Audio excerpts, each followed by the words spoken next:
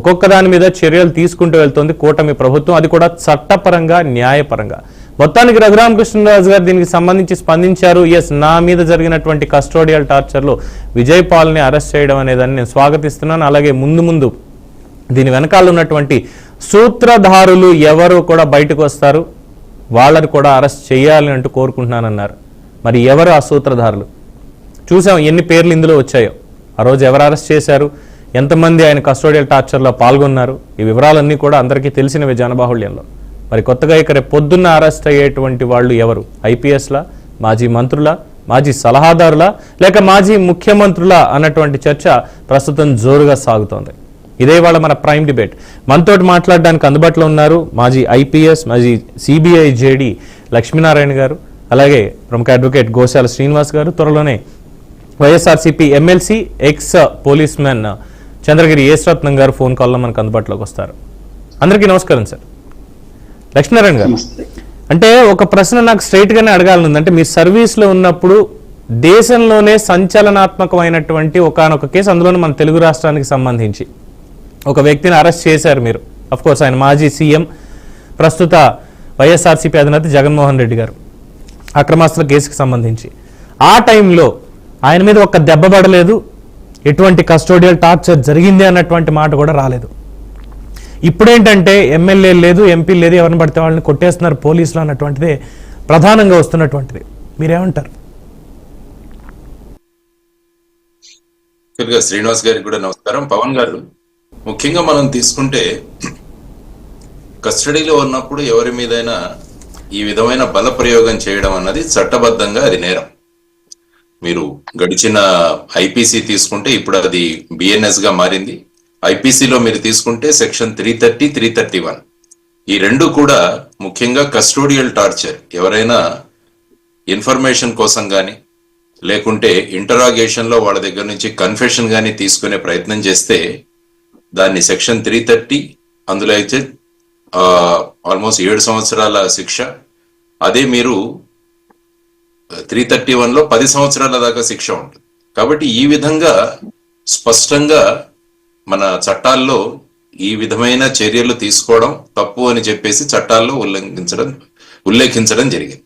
అందువల్ల మనం ముఖ్యంగా పోలీసు విభాగంలో ఉన్నవాళ్ళం ఎవరైనా ఎదుటి వాళ్ళు తప్పు చేస్తే వాళ్ళ మీద మనం చర్యలు తీసుకోవడానికి అధికారం.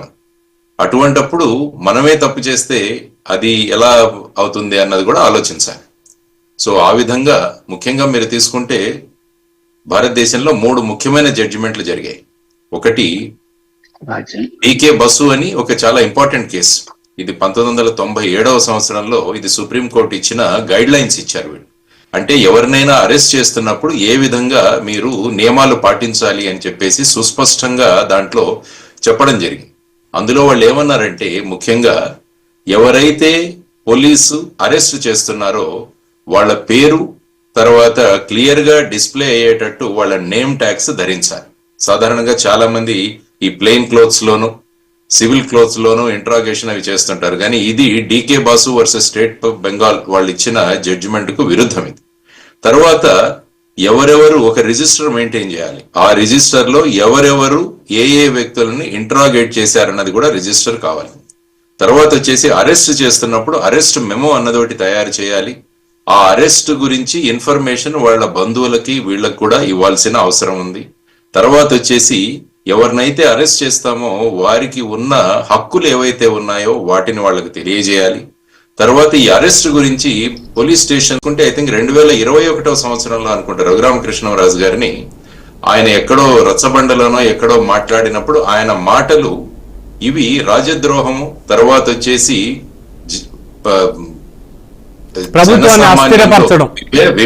విభేదాలు సృష్టించే విధంగా ఆయన మాటలు ఉన్నాయని చెప్పేసి అక్కడ ఆయన మీద కేసు పెట్టి ఐ థింక్ వారిని హైదరాబాద్ లో అరెస్ట్ చేసి బై రోడ్ సిఐడి ఆఫీసుకు తీసుకొచ్చారని అప్పుడు చదవడం జరిగింది నేను.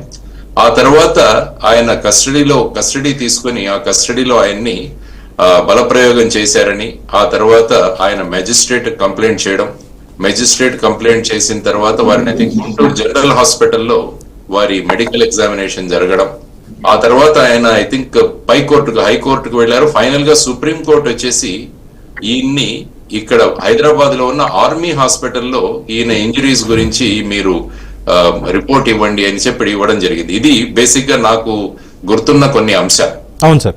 సో ఈ విషయాల్లో ఇంత జరిగినా కూడా ఆయన ఐ థింక్ స్పీకర్ గారికి కూడా కంప్లైంట్ చేశారు అక్కడ పార్లమెంట్ లో, ఈ విధంగా ఒక సిట్టింగ్ ఎంపీ మీద ఈ విధంగా జరిగింది, సో దాని మీద ఎంక్వైరీ చేయమని. ఆ తర్వాత ఆయన ఇచ్చిన కంప్లైంట్ తర్వాత కూడా ఏమి ఇవ్వలేదు. ఐ థింక్ రీసెంట్ గా ఆయన అఫెన్స్ రిజిస్టర్ చేశారు. ఐ థింక్ అందులో 307 కూడా ఇంక్లూడ్ చేశారు అనుకుంటా. అంటే ఆయన చంపడానికి ప్రయత్నించారని చెప్పేసి ఆయన కొంతమంది సీనియర్ ఆఫీసర్ల పేరు కూడా ఇచ్చారని నేను విన్నాను. ఇందులో భాగంగా ఈ రోజు I think additional SP Vijay Paul గారిని అరెస్ట్ చేశారని చెప్పేసి నేను విన్నాను. ఆయన యాంటిసిపేటరీ బెయిల్ కోసం ప్రయత్నించారనుకుంటాను హైకోర్టులో. ఆ తర్వాత ఇక్కడ హైకోర్టులో కాకుండా ఆయన సుప్రీంకోర్టుకు వెళ్ళి సుప్రీంకోర్టులో కూడా రిజెక్ట్ అయింది అనుకుంటాను మండే.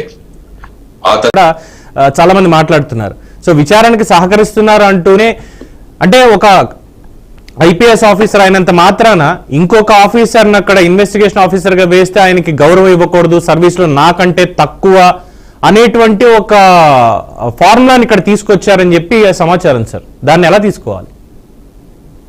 ఏమవుతుందంటే ఒకప్పుడు మన మీద చట్టంలో మన మీద అఫెన్స్ రిజిస్టర్ అయిన తర్వాత మనం కూడా సర్వసాధారణ వ్యక్తిగా అక్కడ మనకు తెలిసి ఉన్న ఇన్ఫర్మేషన్ ఇవ్వాలి.